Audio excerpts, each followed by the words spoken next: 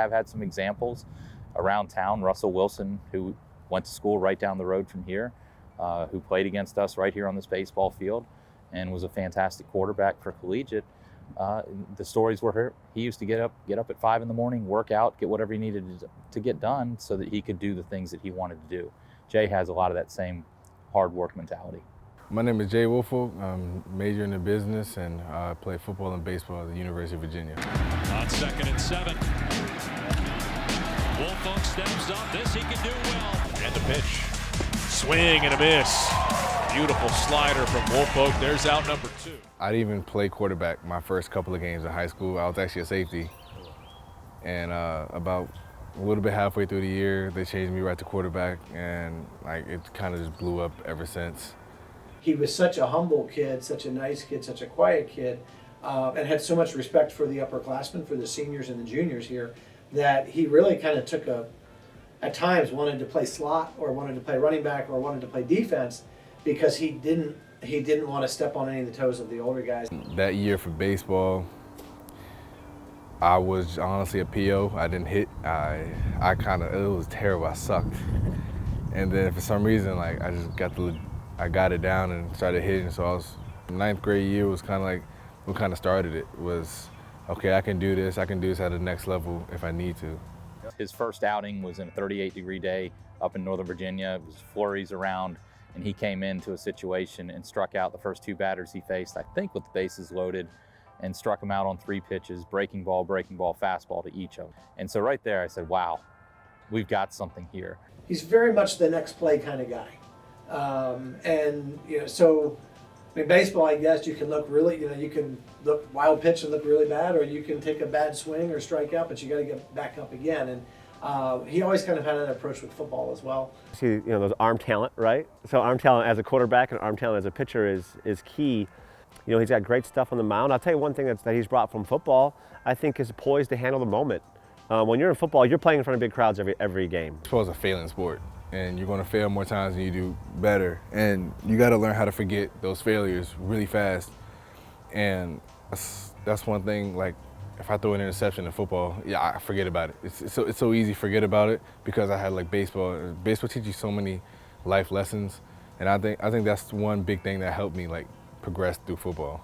There were some schools who probably didn't push for him as much because they knew that he wanted to dabble in football or play football, and it probably happened the same way with football, that they knew that he wanted to dabble in baseball. Felt like he found a perfect match in Virginia, and I've known Coach O'Connor for years, but I really got a good sense from Coach O'Connor that this was going to be a good fit for him, and that they were not going to just tell him one thing and then shuffle the deck and say, hey, never mind, you're not going to get to play baseball now. He's a young man, and getting to play these 2 sports at this high level, if you can do it, do it.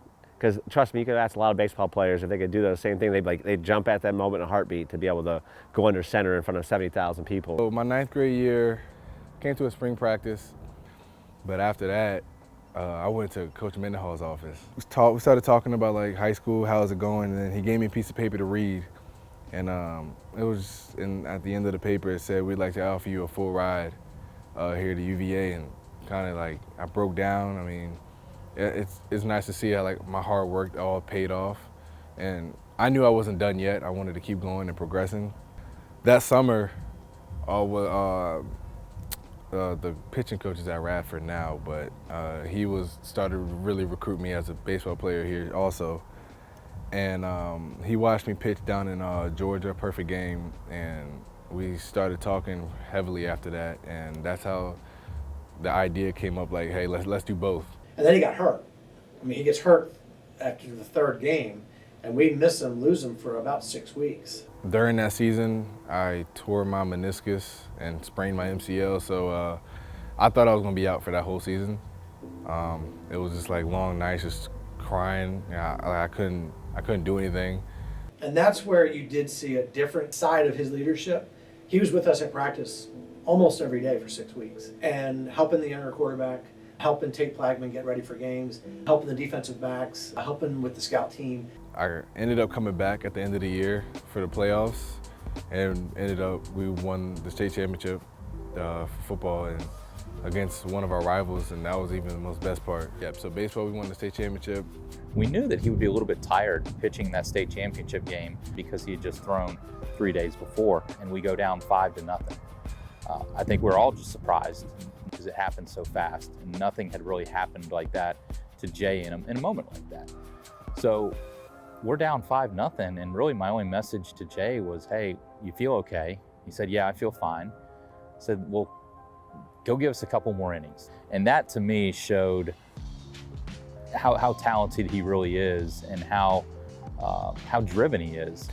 And I'm looking back, I'm like, oh, this is it. Like, I'm really going to be on the bigger stage now. Biggest thing I think for him, you're already seeing it. Like, have a bad outing, but understanding why you're having a bad outing or what is causing that, and making the adjustment. And that's a sign of what a pro does. What motivates me is honestly like probably my parents and like humbling experiences. My mom, I don't know if she understands sports like really, so she's always laughing even when we lost. I'm like, Mom, we just lost. Why are you laughing?